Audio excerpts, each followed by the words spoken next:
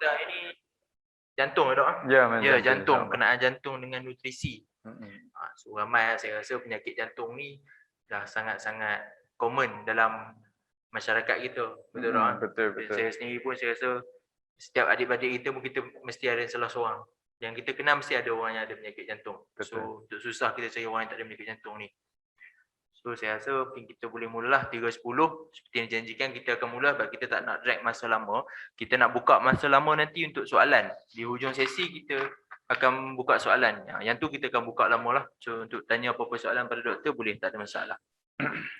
Jadi saya rasa untuk mulakan sesi petang ni kita mulakan dengan umur kita Al-Fatihah lah.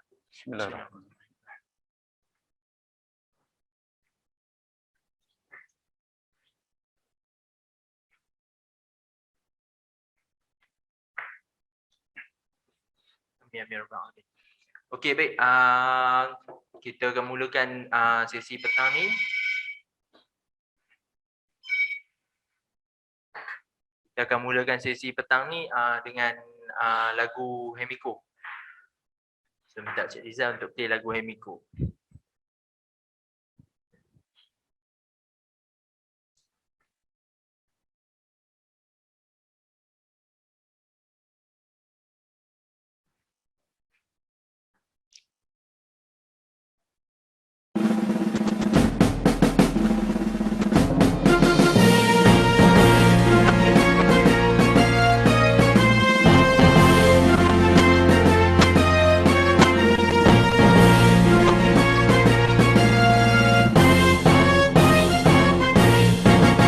Marilah bersatu, wadah perjuangan alam baru untuk memartabat ekonomi bangsa bekalan untuk hidup di sana.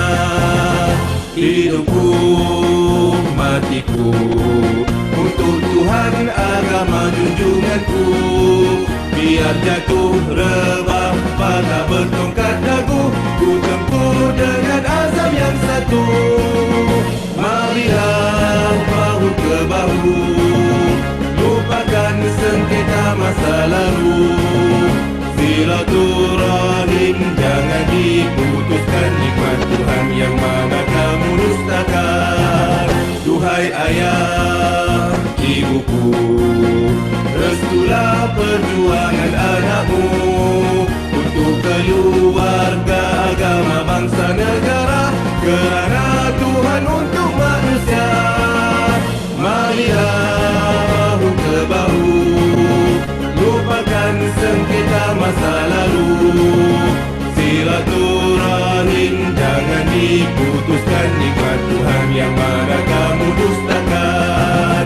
Duhai ayah, ibuku, restulah perjuangan anakmu untuk keluarga, agama, bangsa, negara, kerana Tuhan untuk manusia.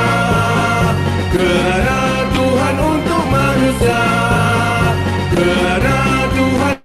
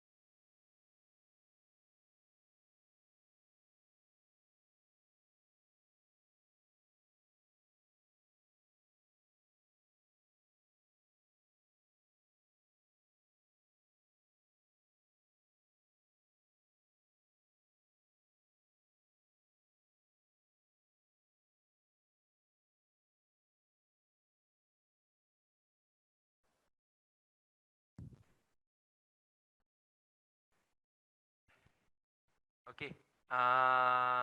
Okey, maaf ada sedikit kesilapan teknikal tadi. Ada masalah, bukan kesilapan, masalah teknikal sikit.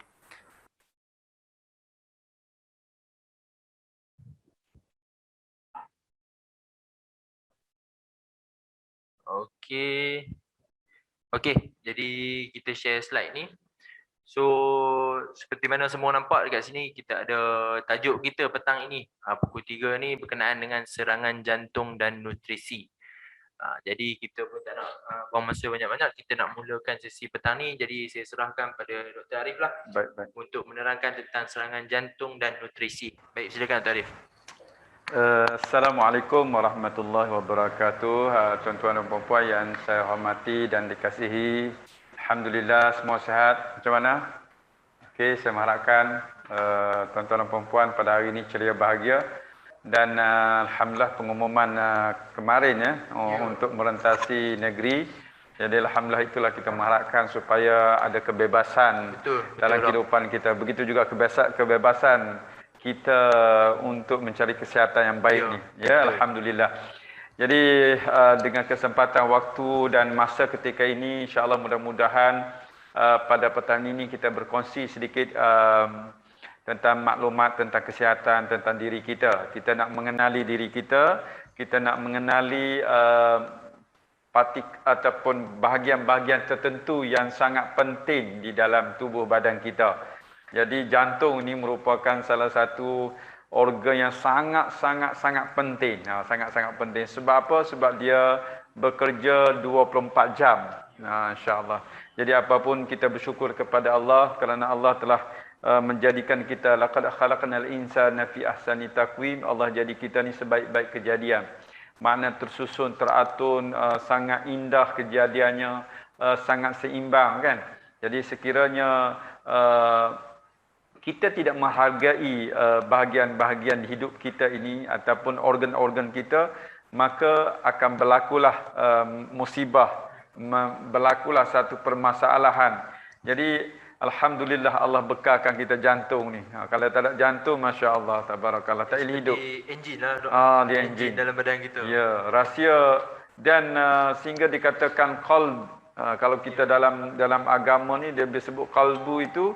Kalau dari si jasad dia jadi fizikalnya banyak orang merujuk kepada jantung. Bukan hati itu bukan kata liver tu, tetapi adalah jantung. Kita ada sebut hati kan. Dia jantung ini dia sangat sensitif dengan bunyi lah. Dan memang dia mengeluarkan bunyi kan. Dia mengeluarkan bunyi dan sekiranya berlaku apa-apa kejadian peristiwa, jantung dulu yang akan bekerja. Jadi berdebar-debar denyutan jantung dia akan berubah mengikut kadar bunyi yang positif atau negatif. Itu dari sudut aspek itu.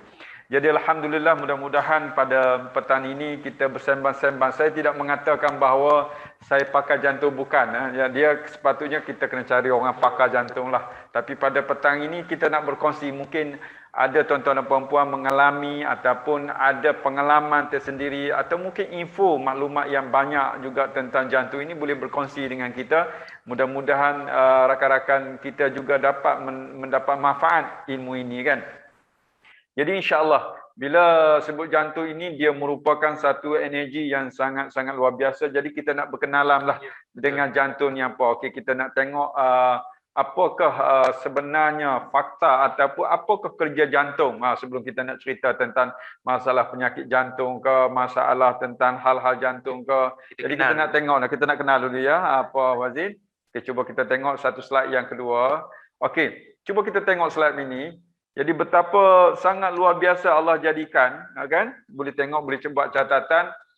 Okey, denyutan jantung ni lebih kurang 1 minit dia berdenyut 16 kali jantung kita tu. Ada ada gambar yang agak beginilah jantung kita akan bekerja untuk kita. Kan? Bayangkan kalau dia berhenti masalah kan. Ini jantung juga kalau kita boleh hitung lah rupa ya Allah, kita rasa bila kita tengok jantung ni saja maka kita rasa maha hebatnya Maha Pencipta. Kan, maha hebatnya sebab dia bekerja dan bayangkan 100,000 berdenyut dalam satu hari, 100,000. Kalau banyak kan. Kalau dia tak berdenyut, dia lebih kurang 5 saat dia tak berdenyut, apa akan terjadi? Mungkin kita akan pitam lah. Okey. Bayangkan 1 tahun 35 juta kali berdenyut.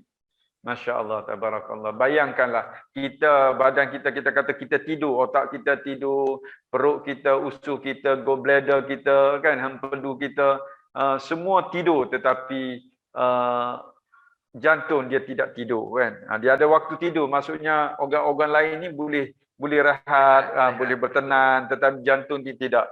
Tetapi kita kadang-kadang tak perasan kita telah merosakkan jantung kita.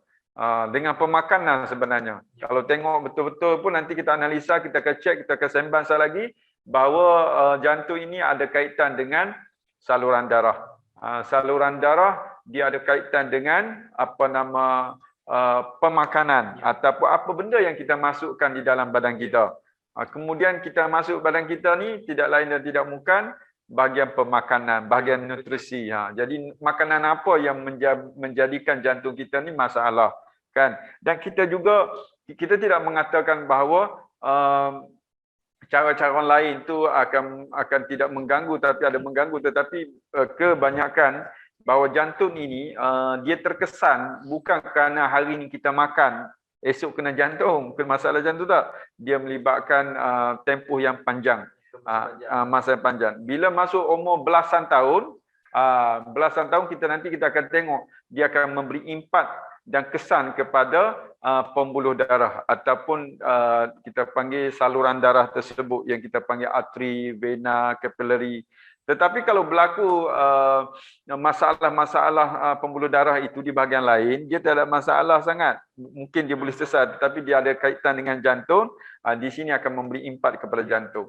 Okey, cuba kita tengok sebenarnya kalau kita buat satu perjalanan lah, pergerakan tu, maknanya sel darah merah ni dia lebih berjalan dia 19,000 kilometer darah bergerak dan berpusing. Dia dalam dia melalui itu, kan, mengambil masa yang sangat panjang. Dan sememangnya pembuluh darah ni kalau disambung-sambung, saya dapat maklumat dan fakta, dia boleh panjang dia 2 kali pusing bumi. 2 kali pusing bumi. Kalau kita ambil saluran darah tadi, saluran darah, maknanya kerja jantung ini dia akan pam darah merah. Sebab apa dia pam?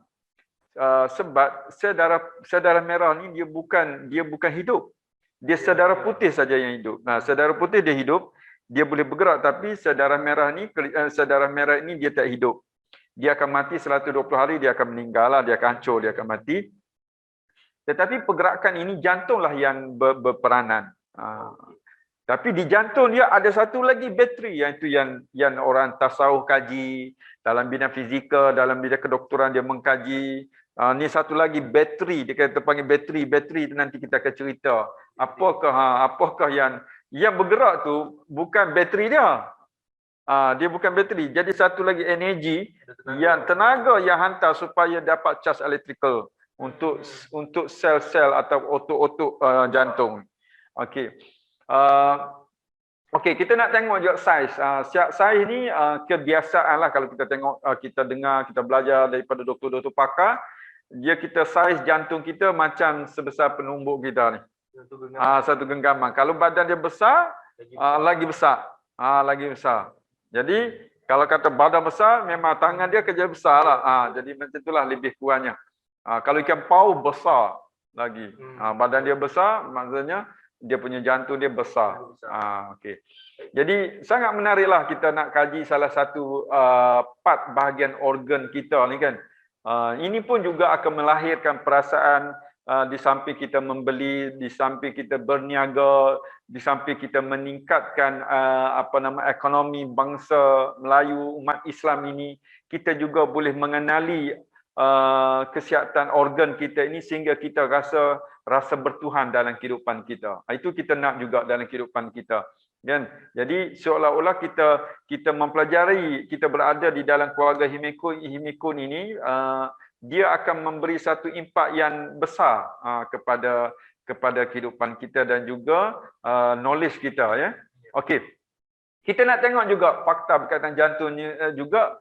Jantung kita dia pump lebih kurang 5 liter darah dalam satu dalam satu pump tu saya ada tambahan.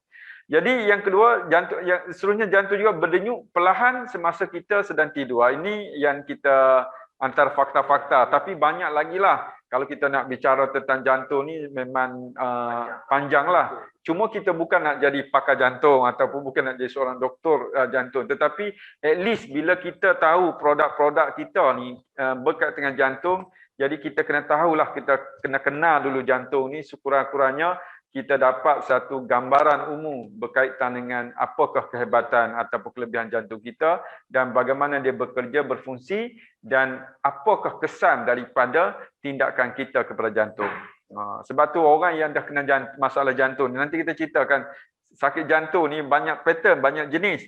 Jadi dia jantung ni dia sangat sensitif juga kalau dari aspek kerohanian, dari segi tenaga gelombang bunyi. Bunyi-bunyi yang tidak rasionan, bunyi-bunyi yang tidak elok menyebabkan kita dapat satu berita orang tu jantung, masalah jantung, terima satu benda tu dia jantung akan terima dulu. Bukan otak. Gelombang itu. Gelombang bunyi yang negatif itu menyebabkan jantung kita akan berdenyut dengan lebih. Kalau kata dia punya denyutan dia tu melebihi had, kalau 150, 200 memang dia masalah. Memang masalah jantung. Itu kita nak tengok. Okey, kita tengok next terusnya. Okey. Jadi ini antara kategori lah yang kita nak lihat, kategori ataupun jenis-jenis penyakit jantung. Sebelum ni kita tak tahu, kita kata sakit jantung ni macam mana. Jadi hari ini kita boleh mengenal pasti, sekurang-kurang kita boleh kenal ada beberapa jenis penyakit jantung. Sekurang-kurang kita pun kalau kata klien kita, ada pasien kita yang masalah jantung, kita duduk bantu dia, duduk terapi dia, dia tahu juga yang kita ni faham tentang jantung ni. Okey. Penyakit yang pertama ni pernah, yang ni penyakit yang biasanya anak-anak congenital ni, dia anak yang lahir yang kita katakan jatuh berlubang. Okey. Jatuh berlubang kan. Dia mudah je, kesan dia nak kenal dia mudah saja. Tengok dia mudah kulit-kulit dia atau di hujung-hujung jari ataupun di muka dia tu kebiruan. Biru itu masalah darah tak sampai. Dia bukan darah tak sampai tau. Bila jatuh berlubang, aliran oksigen dia terpaksa, dia kena ada aliran dia tu, dia ada laluan dia, tetapi dia pergi masuk kepada bahagian satu lagi, bahagian yang karbon dioksida atau yang proses pertukaran oksigen tu. Jadi dia tidak, laluan tak betul. Bila laluan tak betul, inilah macam kereta jalan raya lah, laluan tak betul akan mengalami masalah. Jadi itu akan ketidakcukupan oksigen itu akan berlaku. Itu satu. Okey, ini ringkas saja. Nanti kita boleh search lah, kita boleh tahu dalam bidang ini. Yang kedua, kita boleh tengok juga penyakit otot jantung. Ini nak faham dia. Tadi kita faham tadi, kita kata jantung berlubang tu, peringkat kanak-kanak tu boleh nampak. Kan? Dia kena jagalah supaya biasanya kalau ada anak-anak yang peringkat awal tu memang nampak lubang dia mungkin kecil je. Tapi lama-lama Allah jadikan akan tutup sikit-sikit. Tapi tengok saiz lubang tersebutlah. Kalau kata kecil, kalau daripada bayi, dia boleh tengok perubahan-perubahan itu dan akhirnya dia boleh tertutup. Okey. Yang kedua, jantung, masalah jantung juga berkaitan dengan otot jantung itu sendiri. Otot jantung tu dia akan jadi bengkak. Otot jadi membesar. Ini sebenarnya tekanan. Dia macam kita pump kuat menyebabkan getah, atau kita kata kalau macam getah dia akan tebal lah. Jadi ini juga salah satu benda yang kita kena faham, bahawa penyakit otot jantung ni kesan daripada tekanan darah tinggi. Misalnya tekanan darah tinggi, dia terpaksa kena pump bekerja lebih, menyebabkan otot itu menjadi tebal, jadi besar, jadi kebengkakan jantung. Ini yang ketiga adalah penyakit jantung juga, dia berkaitan dengan injap. Injap ni satu benda yang sangat rumit jugalah sebab dalam badan kita, sebab injap ni dia boleh tutup dan boleh terbuka untuk masukkan keluar kan. Ini ringkaslah kita cerita. Dan kadang-kadang doktor akan tukarlah injap ni. Kalau ada kerosakan, dia akan tukar. dan tukar dia mungkin diambil daripada jantung khinzir, lembu, dan juga injak manusia sendiri. Tetapi kena fahamkanlah apa nama, kalau yang sebut daripada lembu tu bukan dia ambil injak seketul, dia ambil lapisan untuk membentukkan apa nama injap tersebut. Tapi kalau manusia memang dia betul dia ambil injap tu. Dia ambil injap. Jadi ini kerja-kerja doktor lah. Jadi berkaitan dengan penyakit yang berkaitan pertama, yang kedua, yang ketiga tu biasanya di sini ada perlu kepada rawatan dan sebagainya. Okey. Kemudian penyakit jantung juga berkaitan dengan rentak jantung. Rentak jantung. Rentak jantung ni dia ada kaitan dengan bateri tadi. Tenaga tadi. Dia akan, sebab dia kaitan dengan rentak jantung. Nanti kita boleh lihatlah dia panggil istilah perentak jantung. Perentak jantung atau istilah nama kita lah. Jadi jantung kita ni sebenarnya ada lagi satu bateri, satu energi, satu tenaga. Jadi sangat unik lah, sangat miracle Allah jadikan. Nak jadikan kita kata kenapa jantung tu boleh bergerak, sebab ada satu cas. Tenaga ni dia akan bagi kepada jantung ni. Sebab tu dia boleh bergerak, boleh ada energi, boleh, sebab dia pump. Tujuan pump ni adalah untuk fungsi dia adalah menghantarkan RBC atau sel darah merah tu ke seluruh badan kita. Ke seluruh badan kita, iaitu untuk membekalkan oksigen dengan nutrisi. Itu sangat-sangat menariklah. Kalau kita minat mengkaji tentang jantung ni, kita rasa ya Allah ya Tuhanku, Tuhan telah menjadikan aku sangat sempurna. Jadi cuma kita akan merosakkan, kan? Okey, yang tajuk yang kita nak bincang, yang bahagian kita nak tajuk penyakit koronari, koronari jantung. Ini bidang yang kita nak explain. Jangan pula kita duk sembang-sembang nak okey saya nak cerita nak rawat dengan melalui nutrisi penyakit jantung berkaitan dengan injap. Jadi susahlah, nanti doktor hospital pun tengok pelik jugalah kita cakap tu kan. Jadi kita kena faham ini penting tuan-tuan dan puan-puan, sangat penting. Oh, rupa-rupanya penyakit jantung ni bukan satu. Bila sebut serangan jantung atau penyakit koronari, itu berkaitan dengan pembuluh darah. Pembuluh darah. Ya, tapi terkesannya pada jantung. Macam tu. Jadi okey, sakit jantung ni nanti kita nak tengok sakit yang dikatakan serangan jantung ni macam mana. Kan? Jadi hari ni at least sekurang-kurang kita hari ni mengenal jenis-jenis penyakit jantung. Okey, next kita nak tengok okey apa lagi yang perlu kita nak tengok. Okey, nah di sini saya nak bagi contoh sekurang-kurang tuan-tuan dan puan-puan boleh nampak orang kata masuk bateri itu kan. Masuk bateri itu dia panggil apa? Pacemaker. Itu bateri itu sebenarnya inilah kita kata oh saya dah masuk bateri. Inilah ceritanya tuan-tuan dan puan-puan, sekurang-kurang kita kena faham. Dia letak sekarang dia canggih tahu, yang kecil. Ni yang biasalah kita tengok, dia akan letakkan dalam badan kita ni, dia akan letak kat dada ni kan. Kemudian dia akan masukkan saluran satu tube pacemaker ni ke dalam, dan dia akan cas kepada 3 bahagian tu. Untuk cas, dia sediakan bateri ni akan memberi energi, cas kepada jantung kita supaya jantung kita itu mengepam. Ini kehebatan dia. Dan memanglah doktor hospital, pakar-pakar memang dia cuba usaha mengkaji bagaimana nak membantu. Memanglah satu keadaan di mana agak perit. Cuma inilah cara yang mereka termampu buat untuk membantu menyelamatkan nyawa-nyawa manusia ini. Sekurang-kurang ketika kita dah ada kes macam ni kan. So kita mengingati Allah tu lebih lagi. Dan di samping kita menjaga makanan.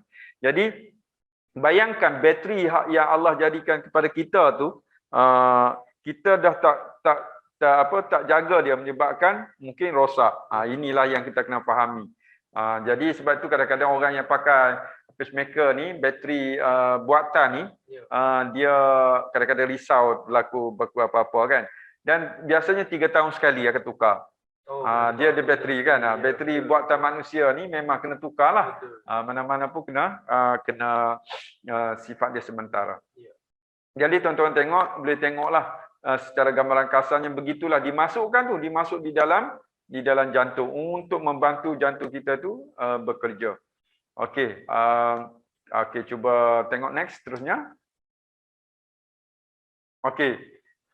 Ini satu bentuk energi yang saya ambil lah. Yang ini saya rasa sangat tertarik. Jadi satu fakta daya tarik medan magnet jantung kita. Ni daripada Indonesia. Cuma kita nak tengok dari sudut mungkin jantung rohani. Di mana ke sebenarnya, apa energi dia kan. Jadi saya ambil satu hadis dari riwayat oleh Muslim. Ingat di dalam tubuh manusia itu ada mudghah, mudhah, segumpal darah daging. Apabila dia baik, baiklah juga seluruh tubuh. Apabila dia rosak, maka rosak jugalah seluruh tubuh, iaitu qalbu. Jadi qalbu. Jadi istilah qalbu ni ada perbahasan lah, perbahasan yang dalam berkaitan qalbu, ada menyatakan jantung yang fizikal, ada yang jantung rohani. Yang rohani, maknanya energi atau tempat mula-mula berfikirnya adalah qalbu, bukan otak. Dan otak ni proses apa yang telah dicetuskan oleh qalbu. Jadi walau apa pun tidak jadi masalah, yang penting kita memahami bahawa jantung ini sangat-sangat mempengaruhi dalam kehidupan kita. Kalau rosaknya jantung ini, maka rosaklah keseluruhan. Jadi kalau dari sisi fizikalnya betul lah, kalau dia mati, matilah semua. Betul. Berhenti habis. Tak ada siapa nak pertikaikan. Jadi satu penelitian biologi menyatakan bahawa jantung memiliki medan elektrik 40 kali lebih kuat dari otak. Dan memiliki medan magnetik 800,000 kali daripada otak. Itu hebat dia. Sehingga mampu menarik semua yang dibutuhkan di Indonesia lah, sebab keperluan manusia untuk sihat dan aman. Ini kehebatan. Jadi kita kena fahamlah macam mana kita nak jaga jantung kita dalam aspek fizikal, jantung kita dalam aspek rohani. Jantung kita dalam aspek rohani ini sebenarnya kita kena banyak baca Quran, kita kena banyak berzikir, kita banyak kena berdoa, berzikir, berdoa dan membaca Quran. Itu semua adalah tenaga gelombang bunyi. Kalau kita tengok surah yang pertama diturunkan, Iqra bismi rabbikal ladzi khalaq, khalaqal insana min 'alaq. Bacalah dengan nama Tuhan kamu yang menjadikan kamu daripada segumpal darah. Kalau kita tengok ayat Quran itu, maknanya bacalah dengan nama Tuhan kamu. Baca itu adalah suara. Suara itu adalah bunyi. Bunyi itu di bawah satu subjek fizik. Yang mana bunyi ini dia memberi kesan kepada jantung, kepada satu tubuh badan kita. Sebab itu bacalah dengan nama Allah, dengan nama Tuhan kamu. Mudah-mudahan sebab Allah yang menjadikan kita, maka pastinya kita memohon kepada Allah supaya kehidupan kita ini tersusun teratur dengan baik. Okey, kita next cuba tengok sedikit lagi tentang sedikit maklumat. Okey. Jadi tuan-tuan dan puan-puan yang dihormati sekalian, jadi saya nak bawa ni ringkas supaya tuan-tuan dan puan-puan boleh faham. Saya menggunakan bahasa yang mudah, sebenarnya agak susah untuk kita nak bercerita tentang perubatan, anatomi, fisiologi tentang perubatan ni, sebab dia ada istilah-istilah yang mungkin kita sendiri pun susah nak sebut. Tetapi kita bagi satu konsep yang agak mudah, tuan-tuan boleh fahami. Ya. Jadi gini, kalau berkaitan dengan tanda-tanda simptom serangan jantung ni, sebenarnya tuan-tuan dan puan-puan, dia ada perbezaan tau. Nanti kita nak ceritanya berkaitan, mungkinlah saya ceritakan, berkaitan dengan ada kes sakit dia tu macam sakit jantung. Seakan-akan, kadang-kadang sukar untuk kita nak kenal pasti. Jadi sakit dia tu sangat terkesan, dan ini yang dikatakan kalau orang kampung kata sakit angin, masalah angin. Angin dalam badan. Ataupun kita kata gastrik. Ini pernah berlaku kepada isteri saya. Dia mengalami satu kesakitan, dia rasa dah masa jantung lah kan. Doktor kata ini bukan masalah gastrik, tapi dia tak confident, tak percaya kat kita. Jadi pukul 1 pagi dia kata nak pergi hospital juga. Jadi doktor bawa pergi ke hospital Jitra. Sampai pukul 1 sampai pukul 4 dia diagnose, dia check, dia habis check. Dia kata bukan jantung. Dia pun pening, penyakit apa tak tahu. Jadi akhir sekali bila tengok kes tu ada seorang doktor lain mengatakan bahawa ini gastrit. Sakit dia tu sama. Jadi susah nak beza. Yang kedua, kalau kata kita sakit, contohnya sakit boleh kita tunjuk. Itu bukan jantung. Sakit kat sini. Sakit, tapi kita kata sakit kat mana sini. Kalau jantung dia bukan sakit macam dia sakit tu macam apa tu? Dada mungkin terasa ketat, dihimpit, diperah dipegang jantung tu sampai dia sakit keseluruhan. Macam tu. Ini dia boleh tunjuk tu bukan. Kita nak kena pasti. Maknanya dia sakit dia tu. Sakit satu tak boleh nak cerita, orang kata tak nak cerita. Kita pun bukan mengalami benda tu kan, tapi hasil daripada pengalaman, pembacaan dan juga penelitian didapati, dan memangnya orang yang sakit jantung ni dia ni berlaku kepada bapa mertua jugalah, memang dia dah masuk stem dah. Jadi isu dia adalah kenapa dia masuk stem dan sebagainya. Dan dia menceritakan dia memang dah ketat, sakit dia tu macam ditindih lah, dihimpit, macam orang letak sesuatu benda yang besar atas dada. Itu dia terasa macam tu. Terhimpit, sakit. Kesakitan ni boleh dirasai dalam beberapa minit berlaku. Okey, lama juga. Jadi jadi kita dah tak selesai. Yang paling jelas biasanya kita nak beza, kalau sakit jantung ni dia akan berpeluh lah. Berpeluh tu macam peluh sungguh lah. Berpeluh sungguh, walaupun berada dalam bilik aircon dan sebagainya, dia akan berpeluh. Dia kata congak-congak, dia rasa loya, muntah tu biasa. Tapi kita boleh kenal pasti sakit dia tu berpeluh. Sangat berpeluh. Jadi benda tu, kita dalam kes macam ni, ini serangan jantung tau. Ini kita ambil berkaitan dengan simptom koronari jantung ni. Ini tanda-tanda yang perlu kita kena fahami. So, bila berlaku macam ni, apa yang kita kena buat tuan-tuan dan puan-puan? Kita kena cepat-cepat pergi ke hospital. Jadi sebenarnya saya cerita ni adalah orang yang tanda-tanda yang dah kena jantung, masalah jantung. Jadi kita sebenarnya yang belum kena lagi, sebenarnya dia ada potensi. Macam mana? Nanti saya akan cerita macam mana kita boleh potensi kena jantung ni. Sebab kita bila makanan kita tak jaga, maka jantung akan terkesan lah. Jadi jantung apa pun jangan tunggu nak jumpa Tok Bomo ke, nak bawa kepada urutan ke, tak boleh. Dia kena pergi ke hospital tuan-tuan dan puan-puan. Sebab pergi ke hospital dia akan diagnose, nanti kita akan check dia diagnose macam mana. Jadi bila dia check je, dia akan cepat akan bagi ubat cair darah. Nanti saya akan bagi tahu keperluan ubat cair darah ni, dan juga kita kena faham kita nak guna ubat. Doktor akan tanyalah, doktor akan cek dulu ada tak benda-benda macam contoh asam di dalam badan kita ni, kat mulut ke, ataupun dia ada buasir ke, dia ada luka di dalam usus ke, yang tu berhati-hati. Yang nanti kita akan cerita sekejap lagi. Kalau saya lupa, maklumkan saya. Okey, jadi kita tengok sekali lagi insya-Allah tuan-tuan dan puan-puan. Apa lagi kita nak tengok, iaitu berkaitan dengan ini bentuk-bentuk ujian yang doktor akan buat lah. Bukan kita buat tau, bukan kita buat. Ini adalah di hospital buat. Hospital. Biasanya dia ada 3 kaedah lah. Kaedah pertama ni kaedah yang biasa, dia panggil EKG ataupun dia panggil ECG, apa istilah satu lagi. Sama juga, dia kena check, hanya check nak tengok. Dia ujian dia ringkas, tidak menyakitkan, dia digunakan sebagai mengesan lah, merekod aktiviti electrical city. Dia nak tengok elektrik, kan, tenaga tu. Dia tengok menunjukkan kelajuan jantung berdenyut. Sebab tu kan dia nampak ada macam garisan-garisan tu line tu kan. Okey. Dia nak tengok kekuatan pemanasan isyarat elektrik semasa isyarat elektrik melalui setiap bahagian jantung. Itu satu kaedah dia lihat. Yang kedua ujian darah. Ujian darah ni dia ambil dan dia nak tengok paras protein tu. Kalau kata contoh maksudnya ujian darah diguna ni untuk mengukur sekiranya terdapat paras protein tertentu yang lebih tinggi dirembeskan ke dalam darah semasa serangan jantung. Kalau naik itu untuk menunjukkan bahawa ada something yang tak kena kepada jantung.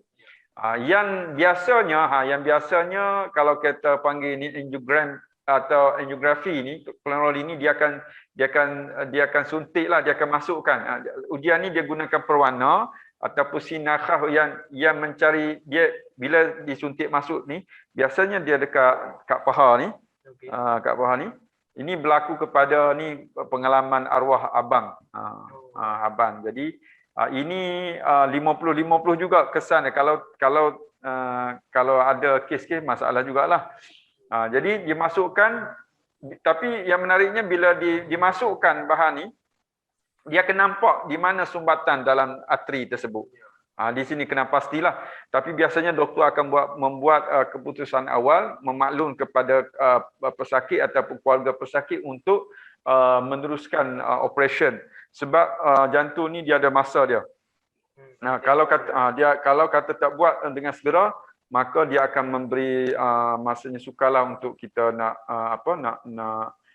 membantu sebab kemungkinan matilah kan. Tapi tengok keadaan yang di mana kalau arteri itu sudah sumbatan sangat teruklah. Kalau ada 3-4 sumbatan, maka akan beri kesan yang bahaya. Okey, next kita tengok lagi. Ini gambaran kasar Okey. Okey, bila sebut penyakit jantung koronari ni, koronari ni, dia gini, kita kena faham maksudnya dia tidak simptom dia kadang-kadang kita tak perasan. Dia mari datang mengejut. Kalau diabetes dia lain, diabetes ni dia tunjuk awal. Dia akan tunjuk awal maksudnya kurus, maksudnya kencing malam seperti mana kita bincang lepas, kadang-kadang kencing terlalu kerap dan banyak. Itu antara benda-benda yang kita boleh lihat. Tapi jantung ni kalau dia kena, dia tak cakap banyak. Pop kena. Kan? Tapi kalau mengejut. Tapi kalau kita dia makan lepas makan tu sakit. Biasanya itu gastrik ataupun masalah angin. Maksudnya toksik dia tu meningkat banyak, tendang, jadi menyebabkan itu kesan dia macam kita rasa sakit macam jantung juga. Tapi kalau jantung ni bila ada pergerakan, aktiviti yang berat juga, ini akan memberi satu kesan kepada serangan jantung. Okey. Yang kedua, arteri yang membekalkan darah ke jantung juga dipanggil arteri koronari, mungkin tersumbat dengan lemak, kolesterol dan bahan-bahan lain yang kita kata plat. Ini sebenarnya nanti kita nak fokus. Kita nak fokus dengan nutrisi kita nak bantu tu macam mana. Jadi sebenarnya yang kita rasa tak kena ni, sebenarnya kalau ada kemampuan untuk melihat saluran darah kita, kan, arteri-arteri kita mungkin kita pun terkejut. Banyak makanan-makanan sisa-sisa plat-plat toksik ataupun kolesterol tadi yang menyebabkan berlaku penyempitan arteri tadi.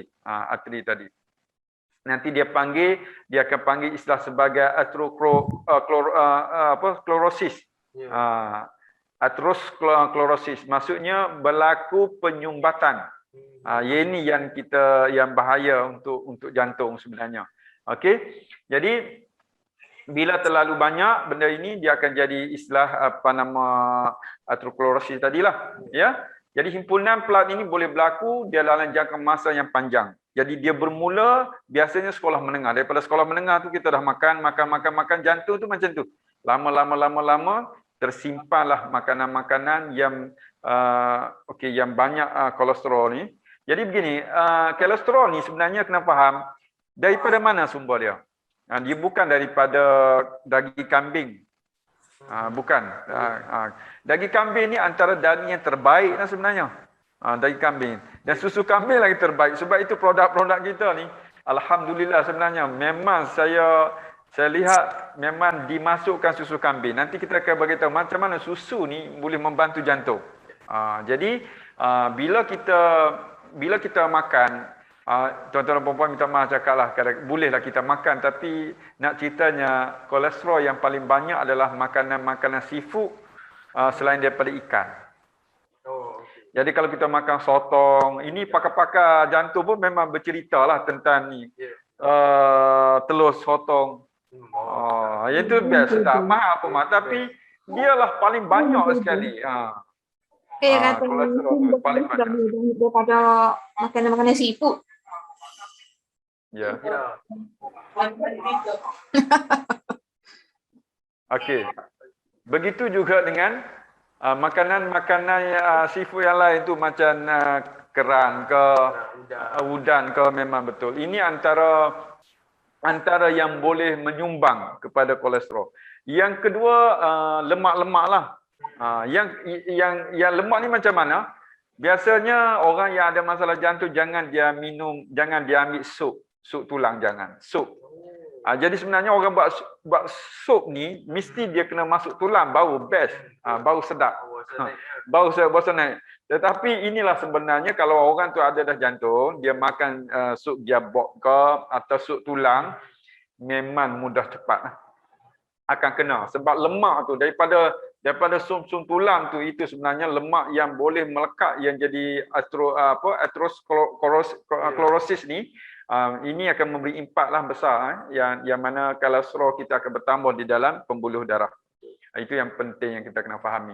Dan yang kedua, kalau makanan-makanan macam daging putih, daging putih okey, tak ada masalah. Kita boleh ambil, kita boleh makan macam ikan kan, macam daging ayam. Itu kolesterol itu rendah. Yang paling banyak daging yang bermasalah yang menjadi kolesterol ini adalah daging cincang, daging burger, daging-daging yang diproses. Itu yang sebenarnya masalah. Dan inilah sedap. Inilah yang kita kata makanan segera ni, itu yang sedap tu. Kita makan apa? Kita makan sosis ke, burger ke. Inilah tuan-tuan dan puan-puan yang kita kena faham. Jadi kalau daging betul, daging merah okey, tak ada masalah. Daging merah ni bagus lagi, dia ada arginine. Nanti itu cerita lain yang kita cerita kan. Jadi tuan-tuan dan puan-puan, sekurang-kurang hari ini kita boleh kena pasti makanan kita lah, itu dari segi makanan. Kan? Jadi kita nak bantu juga makanan, hak kita duk makan, hak selera kita tu satu hal. Yang kita nak bagi tahu, Himiko ni dia memikirkan hal-hal berkaitan ni. Sebab itu produk ini kalau tengok betul-betul, dia menyediakan satu pemakanan yang berfungsi. Ini yang saya nak tekankan nanti insya-Allah. Okey, nanti kita tengok next. Seterusnya, tuan-tuan boleh salin lah atau boleh ambil. Okey, ini contoh. Mungkin tuan-tuan dan puan-puan boleh biasa dah tengok kan. Biasa dah tengok. Jadi kalau pembuluh darah kita cantik, yang pertama tu. Yang pertama tu cantik. Tetapi bila kita berlaku penyumbatan, kolesterol kita tu dia bertambah. Dia macam ni tau. Dia masuk, kolesterol ni dia terbentuk di lapisan pembuluh darah tersebut. Mula-mula kalau dia berkembang, dia masuk ke dalam, dia keluar daripada saluran darah, tak ada masalah. Tak ada masalah lagi. Tetapi bila dia keluar, kalau keluar, dia tak keluar, dia macam dia menolak ke arah kesempitan tersebut, pembuluh darah tersebut, itu dia jadi, dia panggil penyakit angin, dia penyempitan tu, kita dah mula rasa sakit. Tapi yang menjadi serangan jantung ni bila dia pecah. Bila dia pecah saja, kalau kita tengok gambar tu warna kuning tu, dia bila pecah saja, kolesterol tersebut bila keluar menyebabkan darah tadi dia akan melekat jadi darah beku. Dia akan sumbatan di situlah menjadi masalah. Jadi benda ini mungkin berlaku di bahagian arteri-arteri lain. Tetapi dia tidak terkesan sebab dia ada satu saluran lain. Jadi kalau kita picit, tekan, dia akan memberi kesan yang baguslah. Tetapi masalahnya kalau dekat jantung, jantung ni sebenarnya dia ada 3 saluran utama, saluran besar. Kalau kita letak ni, dia ada 3 saluran. Dia ada 3 saluran. Kalau kita tengok ni, dia ada 3 saluran. Dia begini, jantung ni sebenarnya darah di dalam jantung tu dia mesti melalui masuk di dalam pembuluh darah, arteri, supaya jantung itu mendapat oksigen, dapat nutrisi, dapat energi. Bukan kata di jantung, dalam jantung tu ada darah. Darah ni tak manfaat kepada jantung tu, mesti dia kena masuk saluran darah. Saluran darah kalau kita boleh tengok tu ada saluran darah tu. Saluran darah tu yang tersumbat. Jadi bila tersumbat saja, blok kat situ, maka ruang jantung yang tak dapat nutrisi darah tersebut, RBC dia akan matilah. Dia akan mati. Bila dia mati, maknanya jantung nak berfungsi itu akan semakin berkurangan. Itu kena faham di sini. Ya, ini yang berlaku apabila kita mengambil kolesterol. Dia ada lagi lah pembincangan kolesterol baik, kolesterol biasanya kolesterol baik itu dia akan membawa kolesterol jahat. Okey. Jadi ini yang kita nak kena faham, nak kena jelas bahawa kalau kita mengambil pemakanan, contoh lagi kita makan sup giabok waktu malam. Itu kalau kita orang umur 40-an ni, 40-an, sebenarnya 30-an pun bila ambil setiap malam 2 minggu giabok atau sup tulang, memang memberi satu musibah yang besar kepada jantung. Apatah lagi kita ambil dalam keadaan stres, kemudian tidur tak menentu, kemudian makan waktu malam pula, ini akan memberi kesan yang sangat-sangat teruk kepada jantung. Okey, next. Okey, ini saya pendetailkan lagi supaya kita boleh nampaklah saluran darah kita, pembuluh darah kita mula-mula kecil, plak, dia panggil plak kolesterol. Tapi kalau kita boleh guna analisa darah lah, LBA, yang ni pernah saya gunalah. Jadi bila kita jumpa saja dalam darah, kita dapati bahawa pembuluh darah ini banyak sisa-sisa toksik. Jadi bentuk kolesterol kita boleh nampak macam modul sodium urik kita boleh lihat, kemudian uric acid. Jadi sebenarnya jantung ni sangat bergantung kepada pembuluh darah. Pembuluh darah. Jadi kalau kita tak jaga pembuluh darah ni, maka kita telah menghalang perjalanan kehidupan kita yang lebih sihatlah. Jadi kita boleh tengoklah. Jadi dia berlaku kat mana? Kalau contohlah, kalau tuan-tuan tengok picture gambar tersebut, bila berlaku 2-3 tempat. Biasanya kenapa berlaku 2-3 tempat? Kenapa tak berlaku satu tempat? Sebab makanan kita, bila kita ambil makanan kolesterol itu bertambah. Jadi saluran ni rosak, saluran ni juga akan rosak sebab dia punya kuantiti dia sama. Macam kita kata kita rebus telur lah dalam 7 minit. Kalau hak ni masak, ni pun masak. Sama lah sebab perjalanan dia tu sama. Kadang-kadang berlaku tu 2-3 tempat. Jadi bila berlaku 2-3 tempat ni, apakah rawatan doktor biasanya dia akan bagi cepat-cepat dia bagi ubat cair darah yang saya sebutkan tadi. Tetapi berhati-hati sebab doktor juga berhati-hati sebab ubat ni sangat bahaya juga. Sangat bahaya sebab bila ambil ubat ini memang dia akan boleh melajukan, mencairkan darah tersebut. Jadi masalahnya kalau ada luka, dia akan keluar. Kalau kata ada buasir kan, dia akan keluar darah tu tak berhenti. Bahaya, dia akan bahaya. Itu yang satu kesan ubat cair darah ni. Sebab tu doktor akan bagi dalam bentuk kuantiti yang macam mana dia pun pakar lah, maksudnya dia nak bagi pun berhati-hati. Cumanya kita kalau dia tak tahu, kalau keadaan dia diagnose tak tepat, kalau ada asal di dalam usus kalau masalah pendarahan, ini kesan yang besar lah, kemungkinan bawa maut dan ada matilah. Ada mati. Yang kedua, kalau sekiranya benda itu tak boleh nak selesai juga, maka doktor akan buat bypass lah. Bypass tu diambil daripada aorta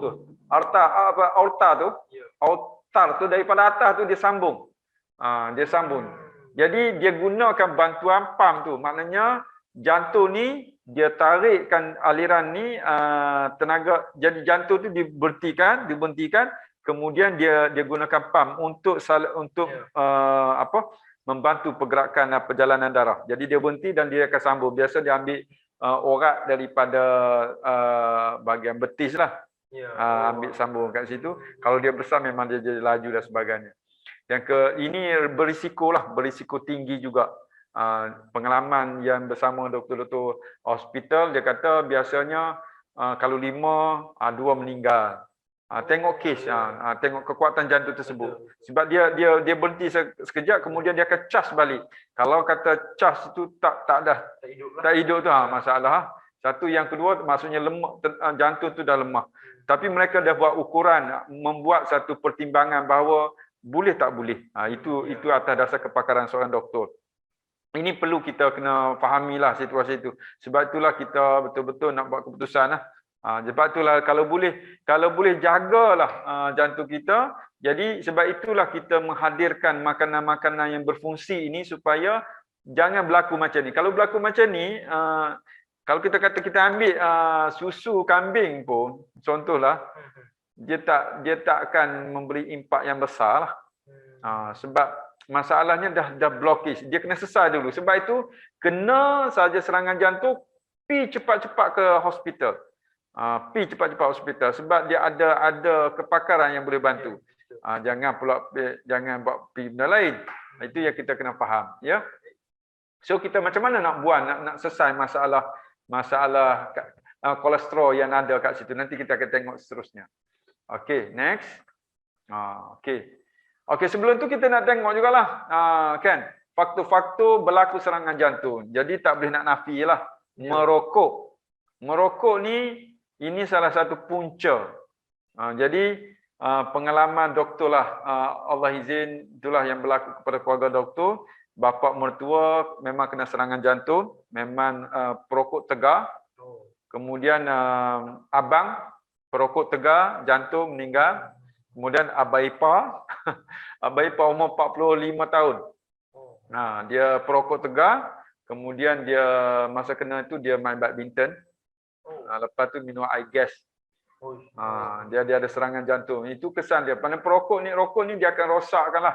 Dia akan rosakkan sistem perjalanan pembuluh darah dengan paru-paru dan akan kesan kepada jantung tersebut. Yang kita fahami tadi kolesterol tinggi. Kolesterol tinggi ni pemakanan, tak ada benda lain kolesterol ni sebab kita masuk. Jadi bayangkan makanan-makanan orang kaya, sebab tu masalah serangan jantung ni sebenarnya orang kaya. Orang kaya. Kalau orang tak kaya, dia sakit lain. Dia tak dapat jantung. Dia tak ada. Dia jantung dia kekurangan zat.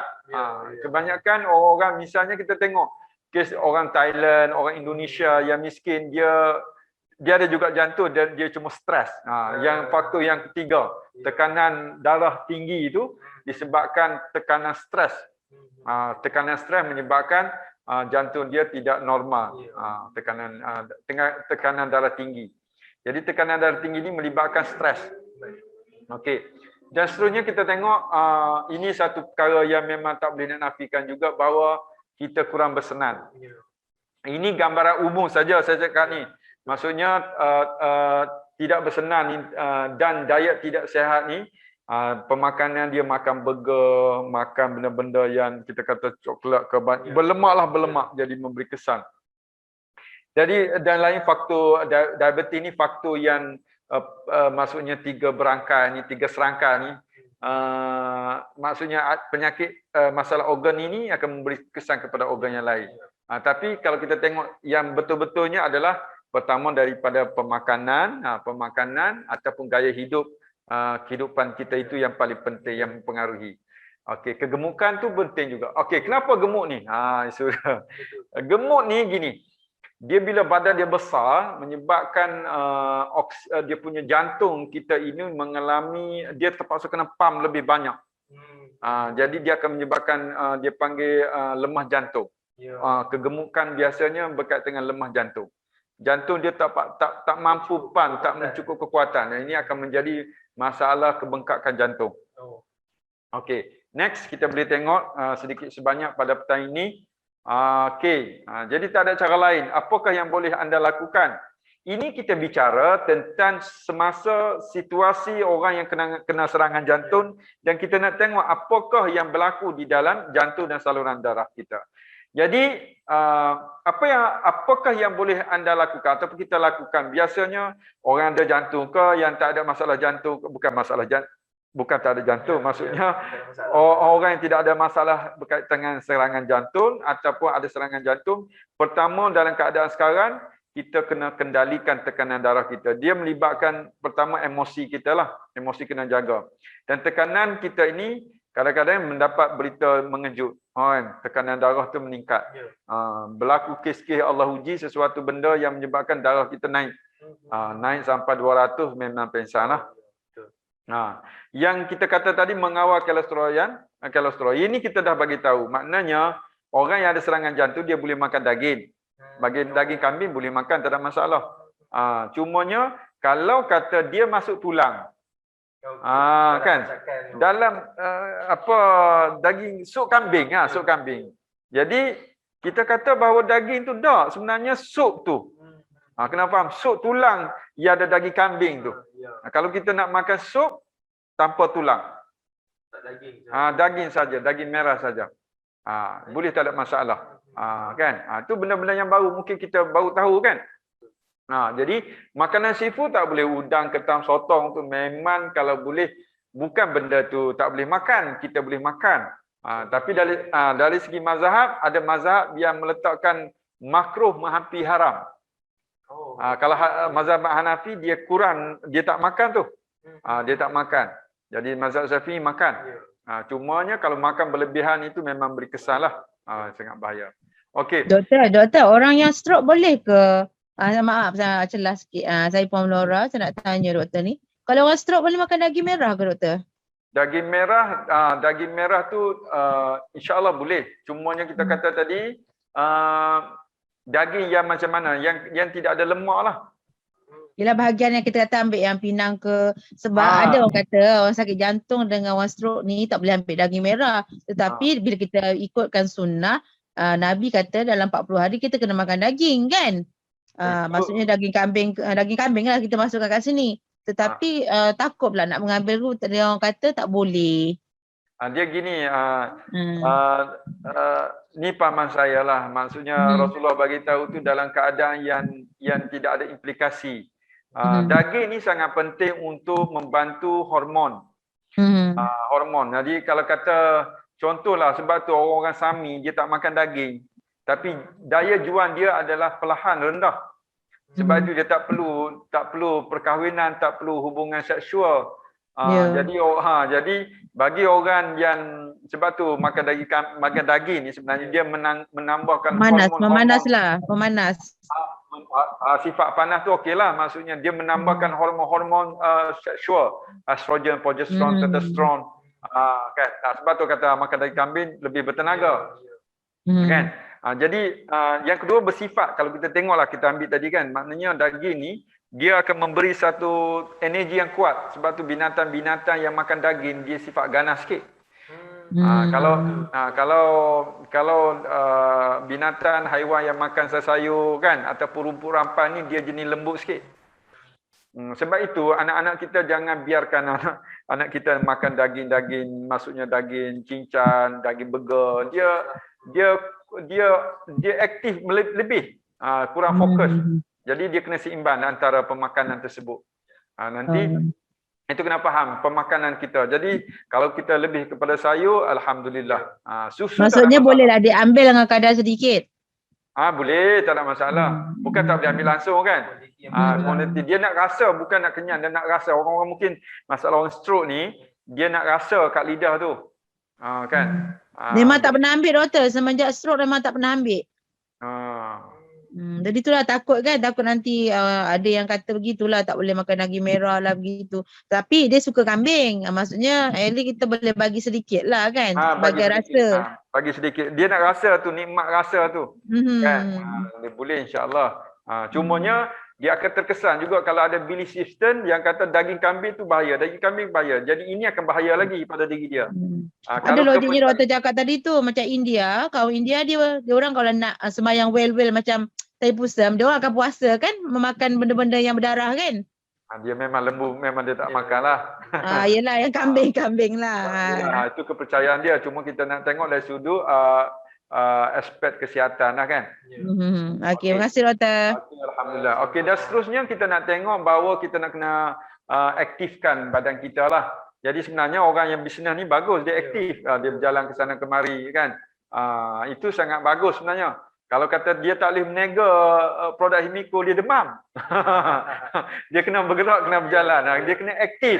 Fizik kena aktif. Jadi ada asbab lah kita aktif ni. Betul. Kemudian amalan diet yang sihat tu pemakanan. Yang saya highlight tu adalah benda-benda yang kita memberi perhatian lah, penekanan. Jadi pemakanan ni sangat penting. Ya, kalau melebihi sebenarnya dekat Malaysia ni dia melebihi makan lebih sebenarnya. Makan lebih. Sebab itu kita kena banyak puasa. Okey. Jadi yang seterusnya perkara yang boleh kita lakukan, kekalkan berat badan. Itu pun penting sebenarnya. Ini pun kita fahamlah. Ini rengkaslah. Dan juga gaya berhentikan merokok. Sebenarnya merokok ni saya tak tahulah kat mana kehebatan dia merokok. Cuma saya tahulah orang isap rokok ni dia merasakan bahawa dia boleh feeling, dia boleh berfikir. Sebab stimulit benda ketagih itu begitu. Tapi dari segi costing, dia tu sangat tinggi lah untuk dapat stimulit tu. Kita menghabiskan duit, kita merosakkan orang persekitaran, bau kita busuk, duit pun habis kan. Jadi kita kena tukar gaya kehidupan lah. Saya kira orang yang terlibat dalam keluarga Himiko ni dia cuba usaha tidak merokok lah. Okay. Next, seterusnya. Saya tidak mengatakan apa yang saya cerita ni segala-galanya tuan-tuan dan puan-puan boleh kita, ini adalah sedikit tambahan lah untuk kita kan. Jadi macam mana kita nak kaitkan kita punya produk ni dengan serangan jantung ataupun menjaga kesihatan jantung. Jadi janganlah sampai serangan jantung baru nak suruh dia makan, suruh minum susu, nak ambil alpha meta. Sebab itu keadaan kita ni kesen, kita ni packer ketika kena sakit baru cara nak cari. Mana jadi tak, sebab bagi kita nak budayakan makanan berfungsi ni, macam kita ambil susu kurma kunyit hitam kan, alpha meta, kita nak ambil susu kambing, kita nak ambil 3 serangkai ni, semua ni sebenarnya sebelum jadi serangan tu. Kalau dah berlaku serangan tu susah, kita kena pergi ke hospital lah, itu saya jujur saya katakan. Jadi dekat Malaysia ni, dekat Amerika Syarikat sebelum Covid lah, mana serangan jantung ni masalah jantung nombor yang pertama di dunia. Paling tinggi peningkatan kematian disebabkan jantung di Amerika Syarikat. Dekat Malaysia sebelum Covid, yang pertamanya, yang paling tinggi kematian disebabkan kemalangan. Kemalangan jalan raya yang tinggi satu. Yang kedua bau jantung. Jadi kita tak nak bila kena serangan jantung barulah kita nak cari. Jadi kita kena jaga, kita kena budayakan.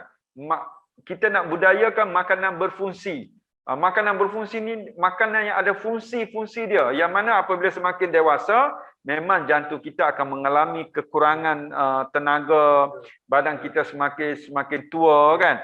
Jadi kadang-kadang badan kita tu yang buat sendiri, macam contoh bahan-bahan macam asid amino yang membantu untuk proses untuk kesihatan badan kita. Tetapi ada perlu kita mengambil makanan. Jadi di sinilah usaha Himiko-nya adalah untuk menyediakan satu pemakanan yang sihat, pemakanan yang berfungsi. Saya sebut makanan berfungsi. Dia ada unsur-unsur fungsi yang terbaik. Jadi apa kaitan dengan produk-produk ini? So ada 2 benda pada petani saya nak berkongsi. Sebenarnya kalau kita rungkaikan dalam 3 serangkai dengan 30 lebih produk, ni pun banyak sebenarnya unsur-unsur yang ada di dalam ini. Cuma hari ini saya nak bawa 2 fungsi saja yang sangat mempengaruhi, yang memberi kesan lah kepada kesihatan kita, termasuk menjaga kesihatan jantung ni. Nak jaga kesihatan jantung, kita nak kena jaga pembuluh darah. Nak jaga pembuluh darah tersebut. Jadi kalau pembuluh darah kita, arteri kita ada blokir dekat lengan ataupun dekat bahu, mungkin kita rasa kebas. Tapi bila kita tekan kita buat bekam dia jalan. Tapi kalau pembuluh darah, arteri bahagian tepat jantung tersebut, ini masalah. Itu masalahnya. Jadi kita kena jaga saluran darah ini. Okey, cuba kita kena ingat jugalah. Saya maklumkan ada setengah orang kata nak jaga saluran darah tu kena ambil cuka. Saya tidak bersetujulah cuka ni sebab tidak ada pun kajian yang menunjukkan cuka merawat jantung. Tidak ada kaitan. Setakat ni saya tak jumpa dan kita tengok doktor-doktor pakar pun dia kata tak ada jumpalah, tak ada kaitan. Tapi susu memang ada. Susu memang ada. Itu yang menariknya. Jadi ada orang ambil dia kata kita nak kena bakar, nak cairkan kolesterol, kita ambil apa cuka. Jadi itu kadang-kadang tengok-tengok tu menyebabkan saluran dalam usus ni mengalami luka. Luka tu bahaya. Sebab tu kalau kekeh macam ni dia akan memberi impak kesan yang lain. Okey, kita nak tengok apa produk kita ini yang boleh membantu tuan-tuan dan puan-puan. Yang next. Okey, ini yang paling menarik. Oh, paling menarik. Cantik pula tengok gambar ni. Okey. Jadi satu benda yang boleh kita belajar tentang arginine. Arginine ni apa benda? Arginine ni Wazir. Arginine ni dia daripada asid amino. Asid amino ni daripada protein. Protein. Kemudian asid amino ni dia ada 20 jenis. Banyak. Yang salah satunya arginine. Satu arginine. Jadi arginine ni banyak antara sumber yang boleh kita dapati daripada susu. Itu yang menarik, daripada susu. Jadi susu ni dia membekalkan arginine. Ada lagi bahan-bahan yang lain. Tetapi hari ni kita nak fokus arginine ini sangat-sangat penting mempengaruhi dan banyak kajian kalau kita jumpa memang saya lupa nak buat 2 buah buku tentang cerita arginine tapi buku tu buku Mak Saleh lah. Saya pun memang terlupa tadi. Kalut-kalut. Okey, jadi arginine ini dia macam mana dia berfungsi? Dia ada kaitan dengan nitric oxide.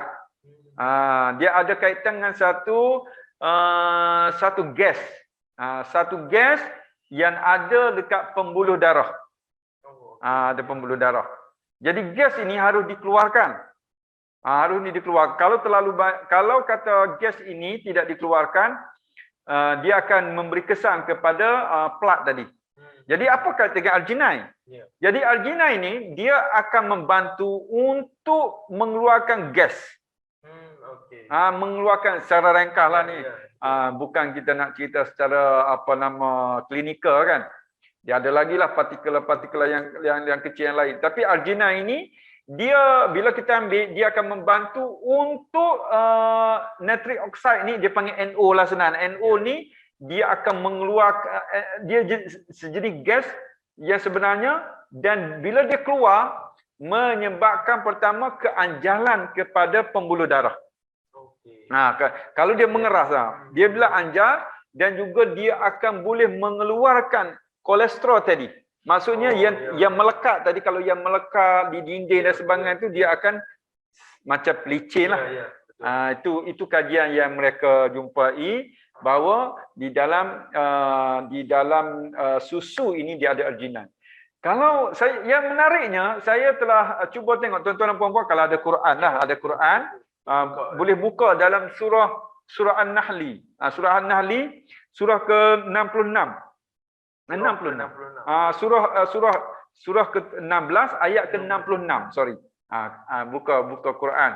Siapa boleh ni ada Quran, siapa boleh baca terjemahan? Ada kat sini ada Quran tak? Tolong baca terjemahan tak apa. Ada Quran? Siapa yang ada Quran? Siapa ada Quran terjemahan, buka surah An-Nahli, surah ke-66 surah ke-16 ayat 66. Surah 16 ayat 66. Cuba tengok. Ada siapa nak berkongsi? Okey, Puan Norizah ke ataupun Puan Aisyah? Atau siapa-siapa? Ada tak Quran? Kata ada tak apa, saya baca lah. Okey, terjemahan surah An-Nahli ini.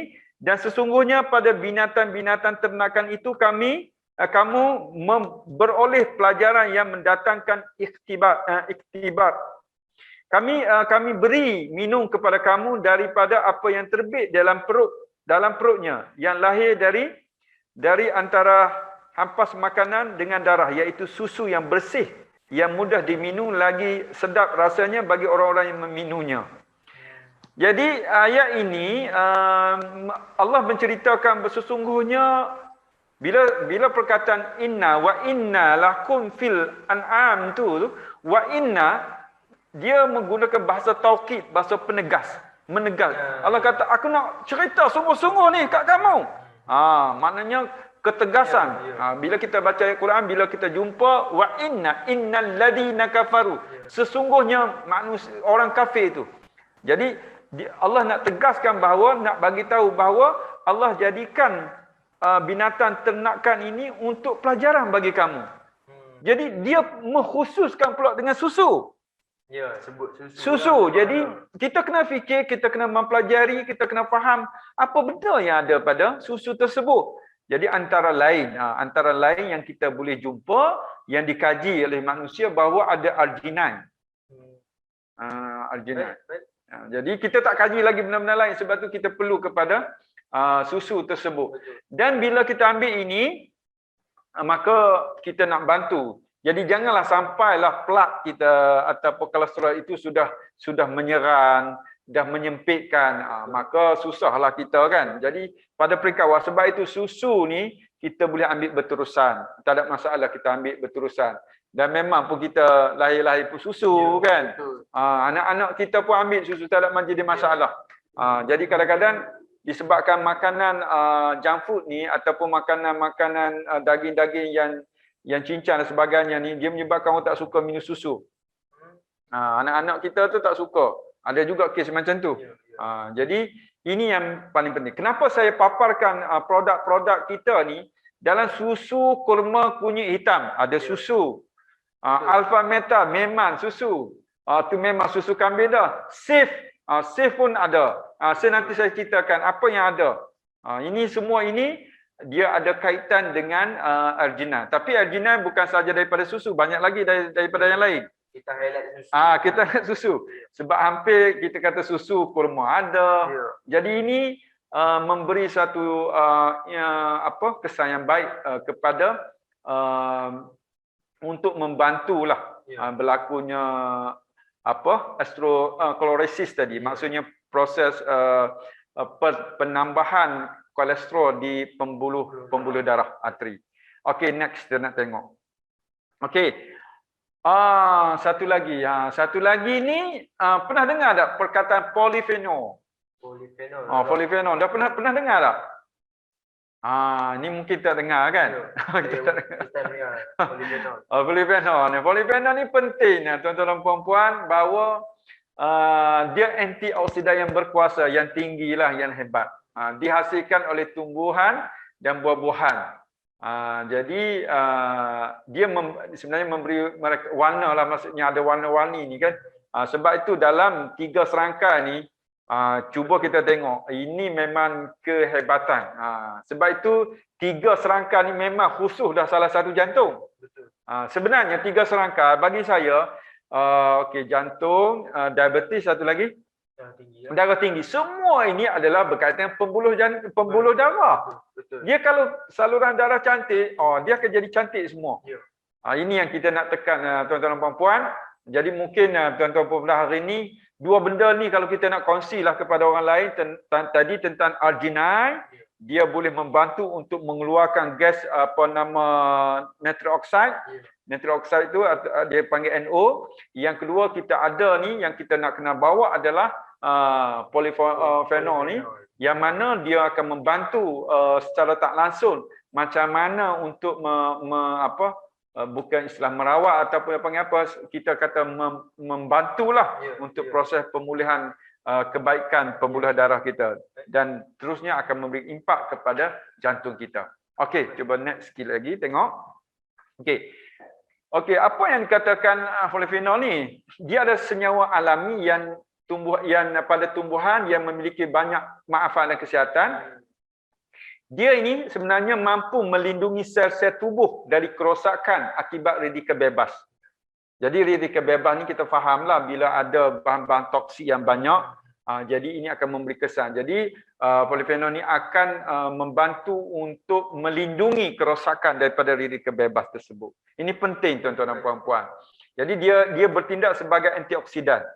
Ini penting. Jadi produk kita 3 serangka ni sangat penting ni tuan-tuan dan puan-puan, sangat penting kita ambil, dan cara kita ambil adalah kita minum 2 sudu pagi, 2 sudu tengah hari. Itu kita minum. Kemudian lepas kita minum tu, kita minum air suam. Lepas tu minum air suam lebih atau air panas sebab dia pekat tau, dia pekat. Bila kita minum, kalau kata pembuluh kita bahagian kerongkong kita ni macam kita banyak lendir lah. Kalau kita tak jaga kan. So kita banyak minum air panas sedikit, jadi dia akan melegakan. InsyaAllah. Jadi bila saluran atau pembuluh darah mengalami atherosclerosis ni, maka polyphenol ni akan membantu meningkatkan pengeluaran nitric oxide juga. Antara kelebihan dia juga adalah membantu untuk meningkatkan pengeluaran gas NO ni. Ini penting je. Penting. Ini yang kita boleh nampak hasil daripada pengalaman saya duk study ni. Rupa-rupanya produk kita ni ada 2 benda ini yang memberi kesan yang baik.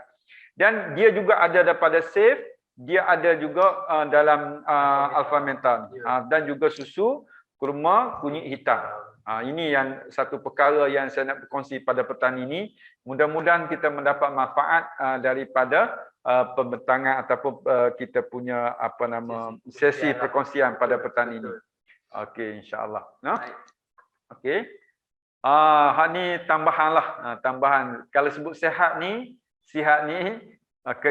seimbangkan kita punya pemakanan kita, nyahkan rokok, berhentikan, hindari stres, awasi tekanan, lepas tu teraturnya berolahraga atau bersukan, bersenang. Itu sihat. Sajalah ambil satu istilah sihat tu tuan-tuan dan puan. Jadi S tu kena jaga makanan. Kita kena bagi satu nutrisi yang betul.